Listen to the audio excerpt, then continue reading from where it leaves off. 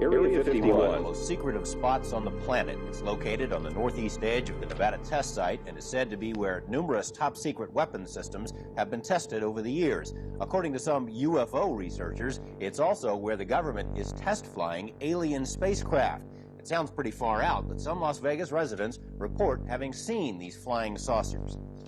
A local scientist who says he worked at Groom Lake and saw the saucers joins us in tonight's interview. He has asked that his identity be shielded.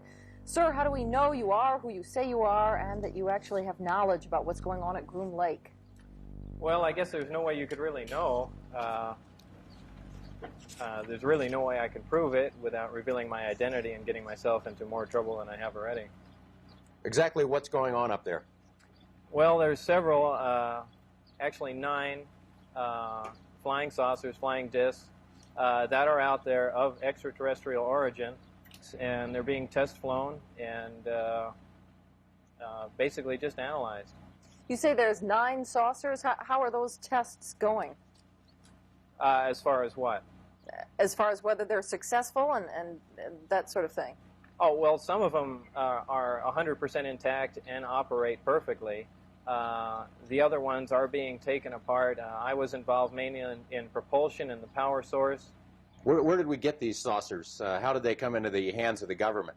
I haven't the slightest idea, and you have to understand the information is very compartmentalized, and I was only allowed information that pertained particularly to what I was involved in. But I mean, couldn't our government have made them as opposed to getting them from some alien beings? Totally impossible.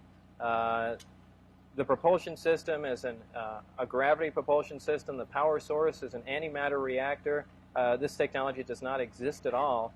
In fact, one of the reasons that I'm going forward with this information, it's not only a crime against the American people, it's a crime against the scientific community, which I've been part of for some time.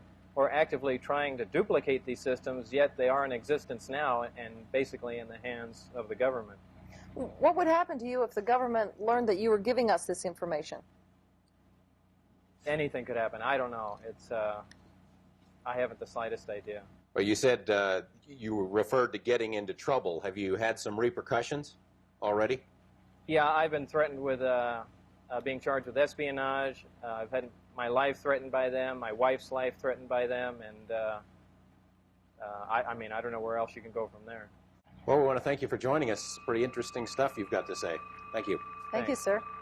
Well, more news in just a moment. Now, first we go to Dan Rather in Beijing for a look ahead at the CBS Evening News. CBS Evening News from China.